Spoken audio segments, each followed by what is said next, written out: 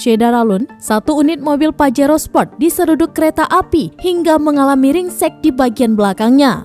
Kejadian tersebut terjadi di perlintasan rel kereta api Jalan Budi Kemasyarakatan, Kecamatan Medan Barat pada Senin 20 Juni 2022 sore. Peristiwa tersebut sempat rekam kamera pengawas CCTV Mushola Al-Mu'min yang kebetulan dekat dengan lokasi kejadian. Dari rekaman video yang dilihat oleh tribunmedan.com, tampak mobil putih itu datang dari arah Jalan Ampera melintas di perlintasan rel kereta api. Sebelum mobil diseruduk kereta api, warga sudah banyak yang berhenti karena melihat kedatangan kereta. Ketika melintas di atas rel, kereta api yang membawa gerbong berlogokan Pertamina itu langsung menghantam mobil Pajero hingga ringsek.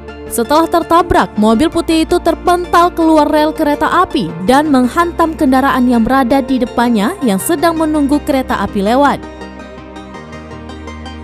Menurut keterangan warga bernama Domo, insiden naas ini berlangsung sekitar pukul 17 waktu Indonesia bagian Barat. Ia mengatakan saat itu warga telah memberikan aba-aba bahwa kereta api akan lewat, namun pengemudi mobil tidak menghiraukan.